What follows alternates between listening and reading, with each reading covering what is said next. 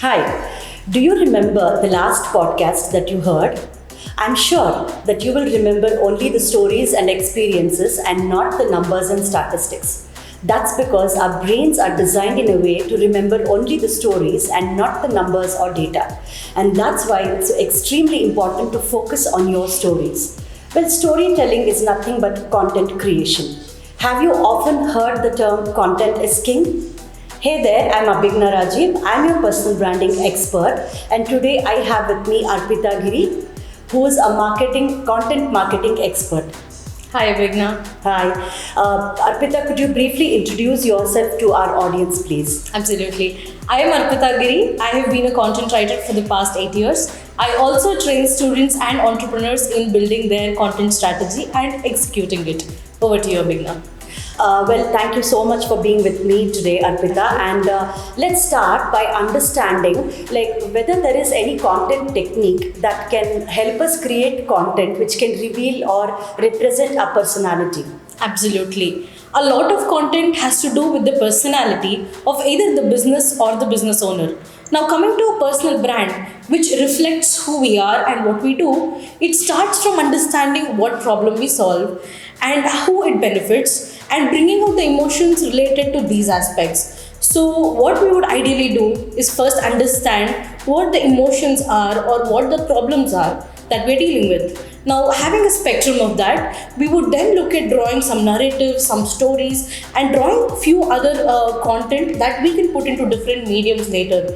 So, a few techniques that can immensely help is finding the narrative that can be converted into stories, finding the narrative that the customers can connect with and the audience can connect with. And there are a lot of other techniques that can help people generate ideas into understanding how exactly they can fit into the world of solving problems and bringing out solutions. So there are a lot of techniques that we can explore in due course. And the first of starting with understanding the problems and how we fit into solving it. Absolutely. I think not only just in personal branding or content writing, I think it is imperative that any marketing strategist or even a marketing head of any company needs to keep in mind the problems the customer has. True. And what is the solution. Because if there is a product that can fit automatically, then they say that there is no need for marketing and the product will run automatically. Right. So I think it's a great point. So we should find out the problems the customers are facing and then fit our stories to help them solve that problem. Absolutely. Having said that, Abhigna, can you tell me the importance of content and storytelling in personal branding? Yeah, definitely, Arpita. So, as I said, our brains are designed in a way where we can remember only the stories and experiences that we have heard and not really the numbers or the statistics. And that's why whether it's personal branding or any other marketeer, it's very important for you to remember that a good story is really important. And I have certain tips for you to kind of generate a good story. And there are 4 points that you need to remember while you're writing your brand story. First of all, you need to tell who you are and what you have overcome in your life.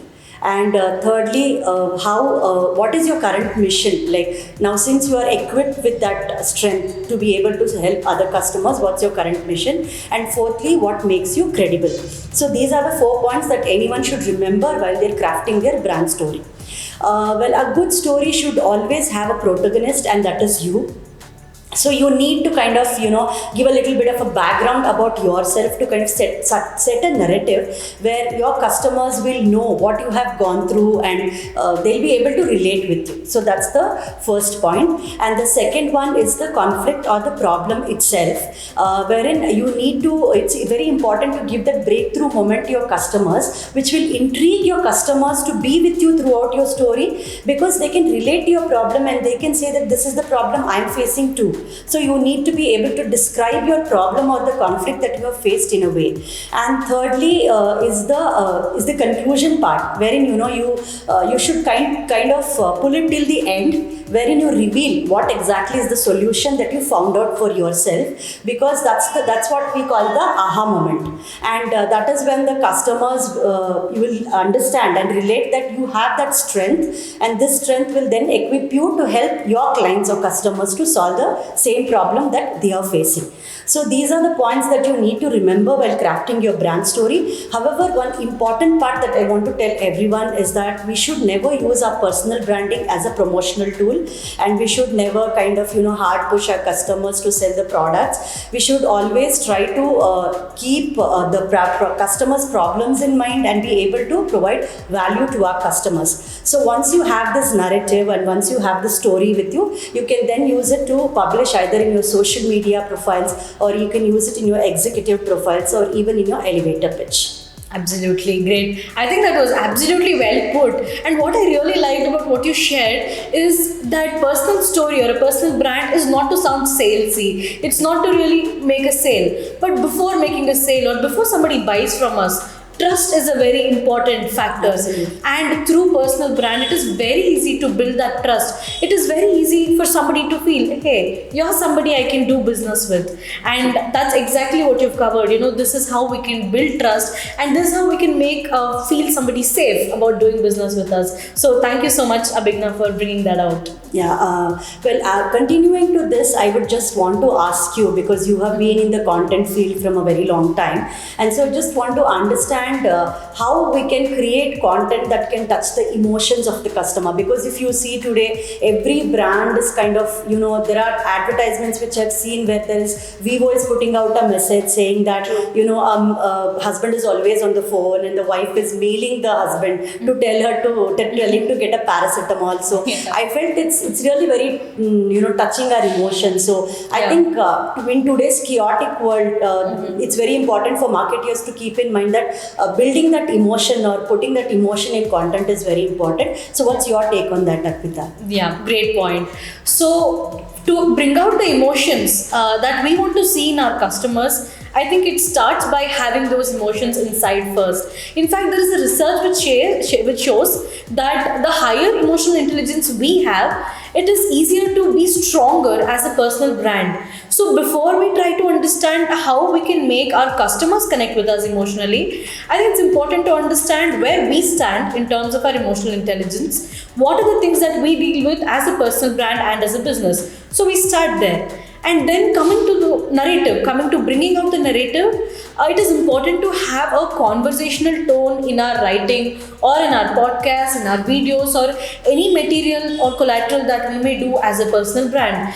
Now, I think much before, decades ago, people were very professional, and they would always have a one-sided interaction with their customers for marketing. But now, even if you look at Netflix or you look at Zomato online, they're very conversational, they're very interactive, and they think about how to strike a conversation with you. You'd want to look at their post and probably leave a comment that, yeah, this is relatable for me, right? So even as a personal brand, it is important to share stuff, not just that they can relate to, but share it in a way that they can relate to and interact with you, right? So it could be any sort of marketing. It could be a video on Facebook, or it could be just a simple post on Instagram, or even a story. So it starts by understanding how to craft this in a human way, and how do I do this in a way that people can interact with me, they can comment. And from that interaction, we can always look at what are the other stories that I can bring up. Now, as this is one aspect, the other aspect that we can look at is in our everyday life, when we're talking to our customers, when we're engaging with our audience, what are the key questions they have in mind, or what are the key thoughts they have in mind that make them engage with us, right? So this itself can be the center of so many content points that we can build on.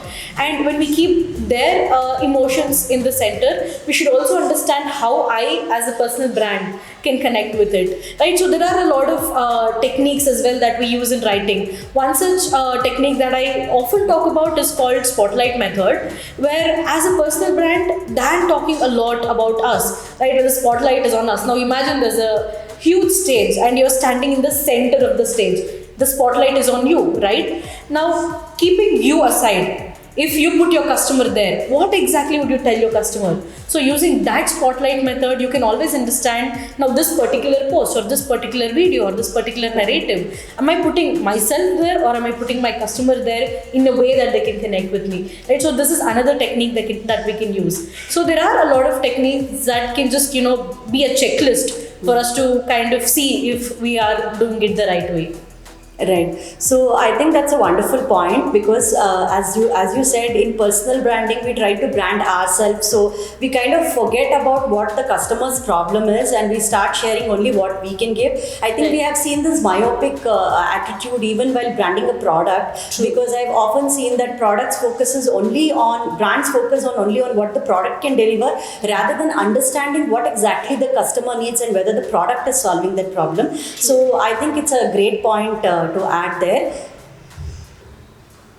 Amazing. I think we have made a lot of progress in understanding what it takes to build a good personal brand. Now, Abhigna, it happens so many times that when I'm about to buy a product from a company or when I'm looking at making a purchasing decision, I often think who owns the company, what are the values they stand for, Now it's become a very common thing to know who the CEO is, and I so follow them on Twitter, I follow them on Instagram. So many times I would have read their tweet before I actually buy a product from them. So I feel for the audience today, what the CEO says or what the CFO says, or so many times what the entrepreneur says, even for a small business, has a huge impact on the purchasing decisions we make.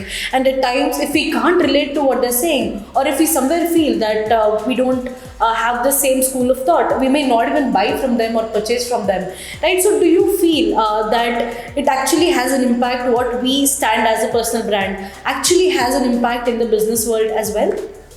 Definitely, Arpita, because personal branding is all about building your brand so that it can impact your business positively. Because as we have already spoken, business doesn't have a face, but as a personal brand, by building your personal brand and representing your business, you can give a face to your business. So that will definitely impact whether you are a CEO or an entrepreneur or a freelancer. So a strong personal brand which is built with a strong knowledge on trending topics or thought leadership or new ideas, which demonstrates your expertise in the industry, will definitely attract more customers, will inspire your employees if you are a CEO, and will also attract more followers and makes you an influencer in your own field. So a CEO will not only represent herself but also the company or the business they are associated with. So whether it is the Tesla group or the Virgin groups, the brands of these companies are represented by its CEOs, whether it's Elon Musk or Richard Branson. So if you see, the brand they have built for themselves has a great impact on what their company stands for. Because if you take Elon Musk, he has. If you see his personal brand, you will always associate with either Tesla or the Mars mission that he has because of all his crazy ideas. But he's also the founder of PayPal. I'm sure nobody knows that, because he has never represented himself in that. So having a personal brand will definitely have a greater impact, especially if you're a CEO, and that is why it is extremely important that a CEO is very cautious in how they voice out their values and opinions, because it will impact the companies that they will represent. And exactly in the same way as I've already said, the entrepreneurs or the startups who have just found a company will be the face of the company. So if you take any example in the startup community, whether they are looking for funding, whether they're looking for mentorship, whether they're looking for clients, it is always based on who the founder is that they will get these opportunities, because if the founder is trustworthy, if the founder has that credibility, then the opportunities will be greater for such entrepreneurs. And even in the freelancing journey, if you, as you already said, like whenever you buy a product, you just check out who is behind this product or who is behind this service. So in the freelancing world, building a good personal brand will definitely give a competitive edge to the freelancer, because if you see all the services that all the freelancers are providing is the same. So why should somebody choose me over somebody else? It's totally depend on the personal branding, because personal brand will give you an opportunity to not only showcase your products and your expertise but also your values. And many a times people and your customers can resonate with your values and may like you more than somebody else. So that's what is different in a personal brand. And in today's world, it's also extremely important for students to build a personal brand. I mean, some people might be amazed by listening to this, but it is imperative for a student to build, because if you see, like if there are 10 or 100 engineers applying for a job, everybody would have gotten out of a very prestigious college, would have secured the same marks. So what will give that student a competitive advantage is today there is you just talk to any recruitment agency or any recruiters in the company, they will look at your LinkedIn profile. Absolutely. And there is also a column in your resume to put in your LinkedIn profile. So when they refer back to your LinkedIn profile, if they feel that you understand the subject, you have those values that resonate with the company, the chances of getting recruited is much higher, and that's how a student can gain a competitive edge by building their personal brand. Absolutely, yeah. That is pretty nice that, personal brand has a lot of impact on how we perceive a business. So I think you've covered it very well. And like you said, people buy from people first, right? Than looking at the brand. I think first we would try to look back who it is. Even if you look at a very simple thing, when you just walk into a simple store and say the person who's there at the counter speaks to us well, and they kind of create that moment of trust. There is this feeling that, I think I'm going to make a purchase here. So what you're speaking at is at a much larger scale. And being in the online world, we have the power to influence thousands of people at once, right? You could be in any part of the world, but you could actually influence the whole world by building a personal brand that can reach out to so many people, where they can connect and interact with you as well. And you rightly also brought out the whole perspective of students and freelancers creating a personal brand, especially students, no matter what they're studying, what the industry it is they want to get into. If they can effectively bring out their passion and what they stand for, their values on LinkedIn, like how you mentioned, it makes a huge difference. And especially for freelancers, even if somebody is probably quoting more than you, they charge more than you, right? There is a higher chance that they may want to work with them if they have built a good personal brand for themselves. True. So I've seen it so many times. If I'm looking at buying two products, and even if one is priced at a little higher end, I'm okay to buy it if I feel it matches the quality and the kind of requirements I have, or if I feel like this can actually solve all the problems I'm looking at, than just going with something just because it's priced a little less. So that also reminds me that about this business model, where often a lot of businesses, small and medium businesses, or even large enterprises, they go with deep discounting, or they go with just discounting as a very price-centric focus, right? So that is a very short-term approach, I feel. Rather, if you just move the approach to focusing on the human values and attaching, face to the brand. You said a company is faceless, right? If not for the personal brand. So when they attach a face to it, when they bring out the human value, it's much easier to not just convert the customers, but also to retain them and to make them refer other customers to you. And if you have had a bad experience as a customer, you will obviously not refer anybody. So when you have a personal brand, I think it has a huge impact on your customer retention and referability as well. Right. So just to kind of add to what you said, like if there is a bad experience that a person has, there's also something called reputation management, which is a part of personal branding, which can actually help a brand or a company to get back its reputation if there has been a problem. And that's why there is a subject called public relations, or PR, wherein the CEOs of the company will be having a PR agents like us, who can help them to kind of understand like what should they speak to the public in the time of crisis. So we can help them in understanding, in making them ready or equipped to face such causalities, because these are the things which are really important for a CEO, and